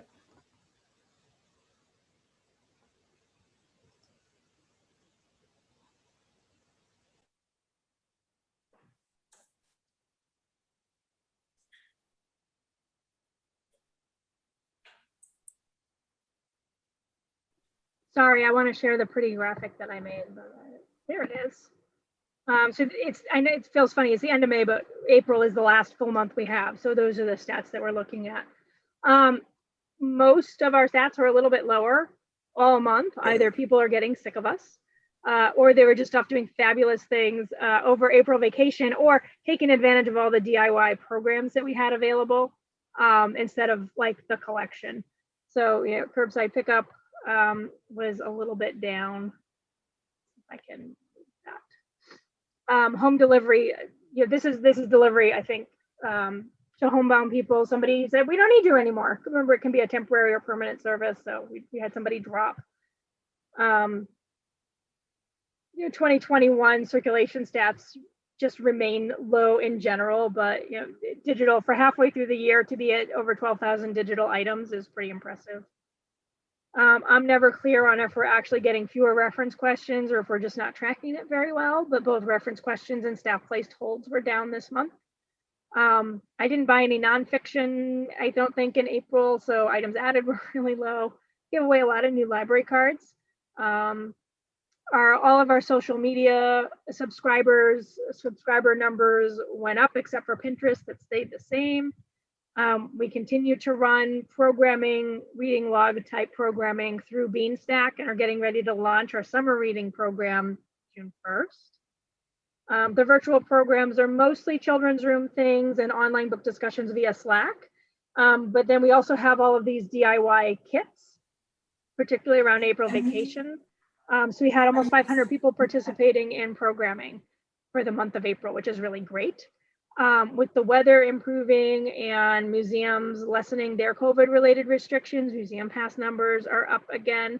And we added a volunteer. We had 3 volunteers give us 20 hours. What else that I want to share? I was going to share one other thing from the director's report. I apologize because now all the viewers at home, you can't see this, but I'm like scrolling through documents on my computer to find the right thing. I didn't do a PowerPoint, but I did want to just show off because we so infrequently we put these things out and then we don't know what happens with it. And one of the things they did in April was a planting, pick up your soil and cup and whatever flower seed. So here's one of our patrons. It's Oliver, Allison's son, in case you don't recognize. Watching his little plant grow. And he also did the water bead program that they offered in April. So our STEM component stuff continues to be really, really popular. Kids services did 112 kits, and I think adult services did like 46, 60 blackout poetry kits, 24 seed bomb kits, and 36 community read kits. Some of these stats are already in that graphic that I showed. Heidi did a phenomenal job with the community read that was library themed about a Appalachian mounted librarian, kind of like before bookmobiles. And she dressed up in all kinds of costumes and created craft kits to go and led, I think, 6 or 7 book discussions by the Jojo Moyes book. And the best part was she did them all on Slack, which is a text chat bulletin board style kind of discussion. And then in the official community read event, which was at the end of April, somebody in the chat said, "Can we just be on Zoom?" And she said, "Yeah, sure." And she just like on the fly switched gears, set it up, and accommodated that request for the participants, which I thought was really great. Yeah. And Are your shorts off? Yeah. So did you see it? Dana, your mic's on. Dana, I'm sorry. It's okay. Hi, Henry. I'm sorry. Sorry, people. I don't have anything else unless you have questions. I did send it out today. Just here's what we've been up to. I was really busy with lots of projects. Yeah, the STEM kits were fantastic. I took a video of my my son with a little catapult kit launching the little puff balls at our cats. They loved it. I'd share, but it's a public meeting. That's great though. Yeah, That's cute. a lot of fun with that. We were trying to figure out my other son was trying to figure out the anemometer. I don't know if I'm pronouncing it right. Anemometer. Okay, yeah, I still don't know what it's for, but we still want to find out. No, those kits were fantastic. Great. Any other questions on the director's report? Doug, please. Yeah, I have a question. It's not really about the director's report, but I mean, sort of. It's, now that with the new library opening and the restrictions going down, is your staff like starting? I mean, I know they're planning probably the normal programs that they would have normally held without COVID, but like, is it possible for us to kind of get not now, but like maybe next month to get a glimpse of like what's going to be happening in those first 2 or 3 months? I'm glad you're sitting down because the glimpse is that they are running a 10-week summer reading program on an animal theme that includes everything from post a picture of your pet on Facebook and we're going to come up with a voting thing and a badge, to come and pick up a kit to sew a little felt puppet, to adopt an animal and you get a cute little stuffed animal, to all the traditional like online story times.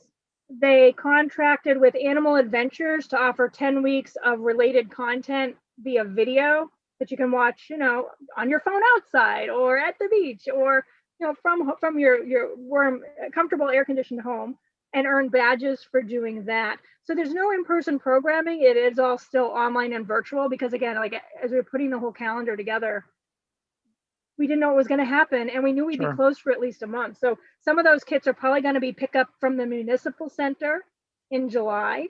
So it'll all be on the Event Keeper calendar, but there's like 6,000 kits total that we will be putting together and distributing. And my staff, bless their hearts, when I heard from some of the staff that we're so overwhelmed and now we're moving and we're deaccessioning stuff and we're relocating and that you want us to do what? The children's staff came in, helped put things together, and I was out sick today. I still have a migraine, but the staff came together today to start putting together these kits that are going to go on bins that will be wheeled to a location and distributed, even while we are not offering any other traditional library services. The end of June, July, in August. So things are going to be happening, even as we're straddling two buildings and dealing with the relocation and punch list and recertifying as passport agents and finishing the fiscal year and getting our food safe certification done, because we want to have the bread guy come in and bake in our new community kitchen. There's going to be a lot happening. It just might not be in the building until we're probably going to take a little bit of a break in September and then start up, I hope, with traditional story time again, hopefully in October. That's what's on the horizon for the summer. Do you think we move in whatever August 1st? Do you think there would be need to hire some bibliotemps or some kind of temporary staff for a short period of time to help your staff with all those startup activities and especially the first month or two of the open library? That's a great question. Maybe it depends on how many people are crying. Dana said people are going to walk in and cry, and I was thinking it's going to be the staff, or like, we love our building, but oh my gosh, I am so overwhelmed. One of the benefits of starting to get these kits together now is that, again, we'll be able to just be like, okay, it's the week of July 12th. We're moving, but oh my gosh, all we have to do is throw the tote in the car and bring it to the municipal center and put it out with the sign, and hope somebody doesn't come by and scoop all 30 or 50 kits. We kind of designed the programming to run itself so that the staff bandwidth can be directed to set up your office, start planning for September and October, learn how to use the meeting room software, learn how to fix the jam in the AMH, that kind of stuff. Yep. Okay. Yeah. I mean, we certainly have state aid money that we could use for that. Yeah. I told them all they can't take vacation, so. Yep. Great suggestion, Doug. Dana, please. Can't hear you.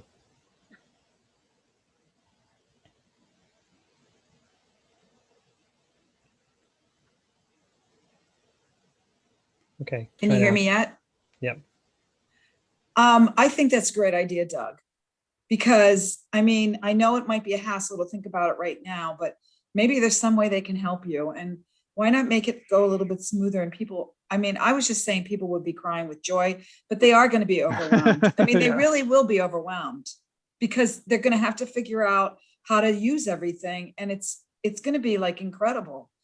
But it may also create some anxiety. So I don't see why not. I'd rather have things go well and everybody have good feelings than